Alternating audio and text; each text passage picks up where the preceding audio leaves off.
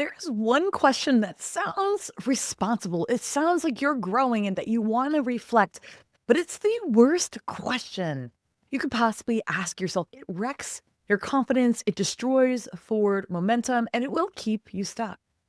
It's quietly creating self doubt, overthinking, and making you feel behind. What's that question? What am I doing wrong? You might say it in a variety of ways. What's not working? What am I doing wrong here? Why can't I get this? But in this video, I want to show you why that question, or a variation of the question, floods your brain with self doubt, how it actually trains your nervous system to scan for failure and then find more failure. And most importantly, what to ask instead, how to switch what you say to yourself. So the next time you say, what am I doing wrong?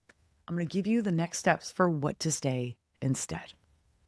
Hey guys, welcome to my channel. I'm Trish Blackwell, your mindset and confidence coach. And in this video, I'm going to be teaching you how to catch yourself when you say this toxic, tragic, dumpster fire question that is, what am I doing wrong?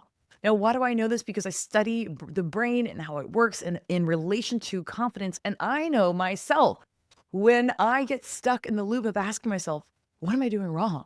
It creates more negativity. It generates self-doubt. My brain then starts searching for more proof that I don't have what it takes. And the funny thing about this is your brain is trying to be helpful. The question feels helpful, but it isn't.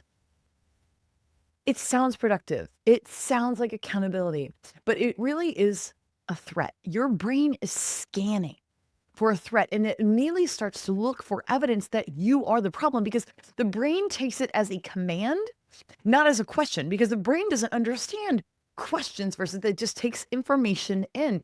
And so because you're questioning what am I doing wrong? I am doing something wrong is what your brain is interpreting, and then it is reinforcing a subconscious belief that something is wrong with me, that I don't have what it takes. I can't figure it out. So it's actually not a reflective question. It turns into a self-interrogating question, a self-criticizing question.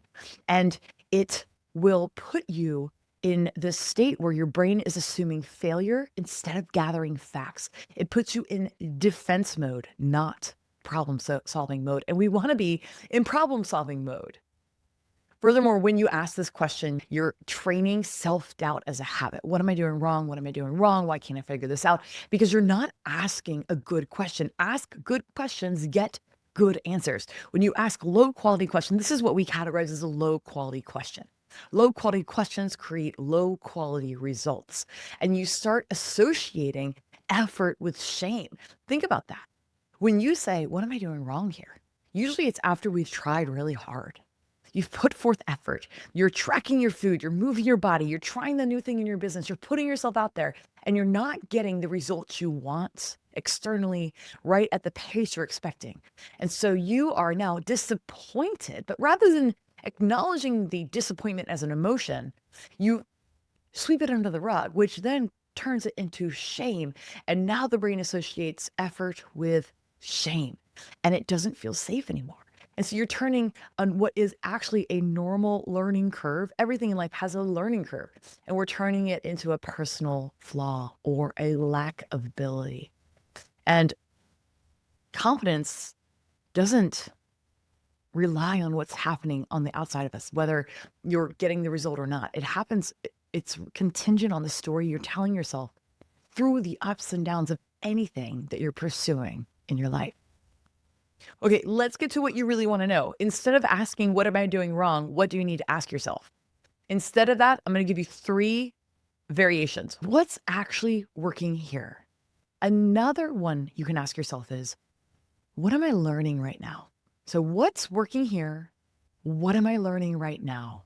And then what's one small adjustment I could try next? Because these 3 questions, they retrain your brain to have this awareness of success, because while it might not be working the way you want, there are some things that are working. So what is actually working here? Let's acknowledge what's working and what's not. We're not going to just force positivity on ourselves. We're going to look at it through a sense of reality and facts. What's working here? What's actually working? And now what am I learning here? Maybe I'm learning I need to be more meticulous in my data. Maybe I'm learning I need to change my approach and strategy. Maybe I'm learning I need to really dial in on my beliefs so I stay consistent. I need to start training my belief muscle, which, by the way, I have a free training on how to train your belief. I call it the 5x5 method. In 5 minutes a day, over for 5 days, you can absolutely revolutionize the way you believe in yourself. And I'm going to make sure that's linked below, but you can also access it at trishblackwell.com/5x. I'll link that for you. When you can look at that and go, maybe I have some adjustments to make. And that final question, what is the first? Maybe I have 5 adjustments. What's one adjustment I can make now? What am I going to do to move forward today, tomorrow? Because what this does is it pulls you out of what am I doing wrong? Nothing is working. I'm not moving forward into, aha, I have data and data is gold. And now I have insight. Now I can make adjustments. Now I have power. I go from what am I doing wrong is a very powerless question. What can I do differently gives you the power back. You are back in the driver's seat. You are back in control. You are back in creating micro momentum. At any time in life, you are creating momentum. You are winning. You feel like a winner. You feel more confident. You're generating confidence as you go. And so these questions will keep you safe and confident while growing. And the truth is that you're not bad at confidence. It's just, and self-doubt is not a problem. It is not a problem to have these negative questions that we reflect on. The problem is when we don't question or change the tone or the narrative in which we say it. No different than, and if you're talking, I'm a parent, if you're a parent, this will resonate, but even if you're not, you'll understand when my kids say things to me as a mother to them, I'm correcting them in how they say it. So if they say something impolite and that's demanding, I'll say it like, hey, you meant to say, can I please have milk, mommy? And they repeat it back to me. So I'm teaching them how to change their first question into a more socially liquid and fluent question, right? In the same way, I'm teaching them how to have positive thinking and positive talk as well. We change the narrative. We start questioning. So you want you to parent your brain. When you find yourself going, what is wrong with me? Why is this not working? I want the little alarm to go off in your head and go, hey, brain, let's do it with compassion and kindness, not criticism, and go, hey, we got to make a change here. Let's make a small change. Let's adjust. And now let's move forward. It's not a flaw to have these questions. If you've been stuck, it's not about trying harder. It's about changing the way you say what you say to yourself.